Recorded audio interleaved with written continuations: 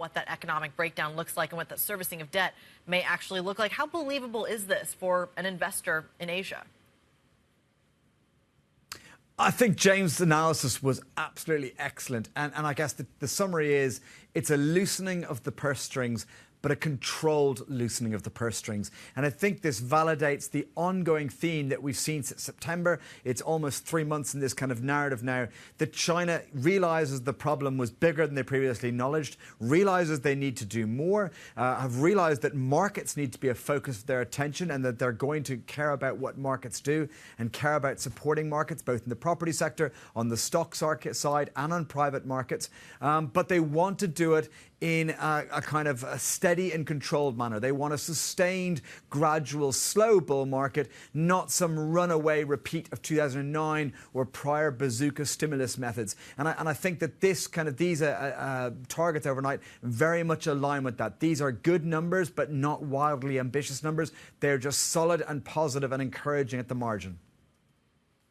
Mark, let me ask you about the fiscal stories then as we go from 2024 into 2025. It does seem that fiscal concerns of many shades, many forms, are on investors' minds. Is it entirely normal and to be expected that bond markets put pressure on some countries like Germany and China to spend more and put pressure on other countries like France here in Europe and others further afield to spend less? And that's just how bond markets operate, and we shouldn't be surprised. Or is there something notable in this?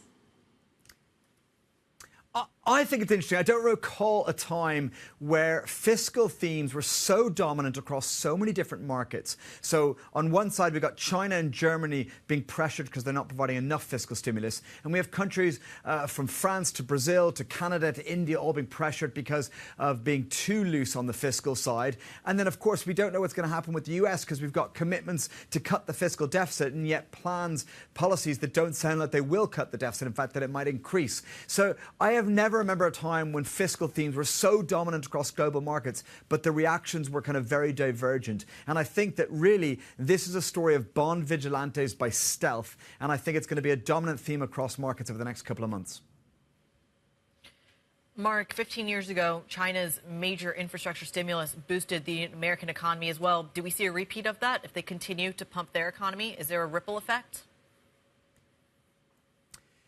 There's going to be a ripple effect from the support China's providing, but not in that major way that we saw it 15 years ago. I mean, the scale of stimulus that they provided back then to the global economy was just immense. And it was at a time when the economy needed it right after the GFC. It hit an environment where assets were not overpriced, were not overvalued, and were ripe for a rebound story. It's a very different scenario now. The world is priced very bullishly elsewhere. The impetus, the ripple effect from China is going to be much smaller. Sure, it's a positive, but not too much. And more of the positive will go to Europe, not the US.